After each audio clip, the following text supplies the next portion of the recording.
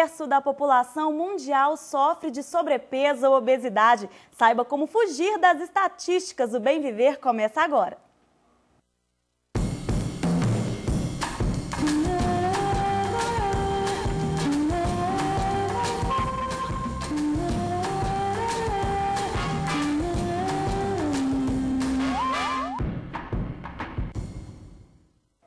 O tema do programa de hoje é sobrepeso e obesidade. Quem conversa com a gente é a professora de dietoterapia da Escola de Nutrição da UFOP, Joana Ferreira. Olá, professora, tudo bom? Tudo bem. Professora, recentemente um estudo da Universidade de Washington emitiu um relatório dizendo que um terço da população mundial sofre com sobrepeso ou obesidade. Quais fatores aí do cotidiano moderno levam a esse dado tão alarmante? Bom, Kelly, nossa vida mudou muito, né? Se a gente pensar lá nos tempos dos nossos avós, eles andavam muito mais, eles tinham muito menos à disposição deles alimentos extremamente industrializados como a gente tem hoje. O dia a dia deles era mais ativo, né? Eles não tinham controle remoto, eles não tinham vidro elétrico nos carros, né? E muitas vezes não tinha carro, precisava andar muito a pé. Então isso tudo, toda essa mudança, né, de estilo de vida, onde a gente tem mais facilidades, tanto no dia a dia, no desenvolver da nossa vida, como também na alimentação, fez com que a gente mudasse muito o jeito de se alimentar.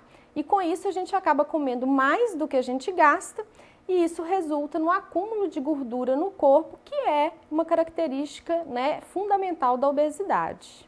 E como que eu posso saber se eu sou uma pessoa com sobrepeso ou obesa? Bom, existem vários parâmetros para se classificar, né, um indivíduo como tendo sobrepeso ou obesidade. Um dos critérios de mais fácil aplicação é o IMC.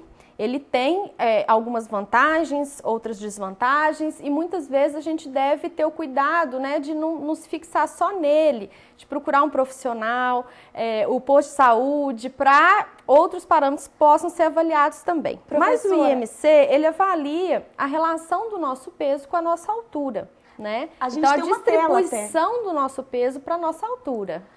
Você desculpa, é que a gente até preparou uma tela com esse cálculo para a senhora poder explicar para a gente mesmo como que a gente faz. Ali a gente está vendo ali, os nossos telespectadores estão conferindo agora como que é esse cálculo. Explica um pouquinho para a gente de novo essa relação. Não é difícil não, Kelly. A gente faz o seguinte, você vai pegar o seu peso, né, que a gente mede lá na balança, né, em quilos, e vai dividir pelo valor que você encontrar da sua altura em metros ao quadrado.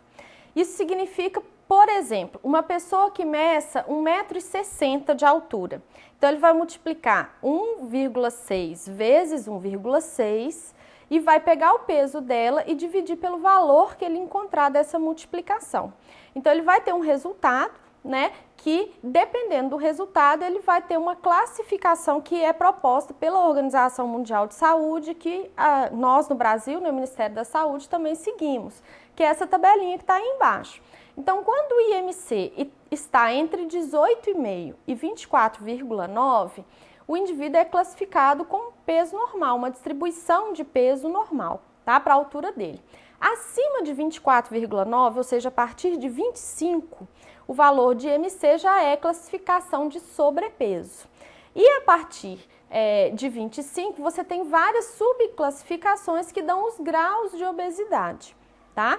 Esse, como eu falei antes, né, o IMC, ele é um bom parâmetro, mas ele às vezes pode fazer com que a pessoa cometa erros. Então, é bom a gente estar sempre com o nosso em dia, mas sempre procurar avaliar, né, a nossa composição corporal por outras formas, né, de outras maneiras também. A outra maneira que a gente até conversou é a medida da circunferência, é isso mesmo? Como que é esse cálculo? Exatamente. A circunferência abdominal é uma outra medida que é muito simples de ser feita, né? Ela pode ser feita com uma fita métrica dessas de costura, assim mais ou menos 1,5 dedo, 2 dedinhos acima da altura do umbigo, tá? Sem apertar demais, sem estar relaxado demais, né?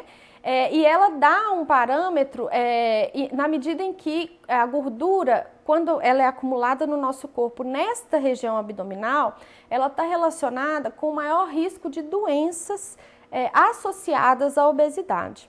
Então, além de, se você tem um IMC inadequado e uma circunferência da cintura também inadequada, isso pode implicar num risco maior de desenvolvimento de uma doença do coração, do diabetes, por exemplo, além de outras complicações. E para quem quiser medir em casa, a gente preparou uma tabela também com essas medidas aí. A senhora pode explicar para a gente como que a gente pode perceber diante dessas medidas da circunferência? Olha, o ideal é a gente olhar para o cantinho ali da tabela, né, onde fala que os homens, a faixa de risco, né, é uma circunferência da cintura entre 94 e 102 centímetros, e acima de 102 centímetros é um risco muito aumentado.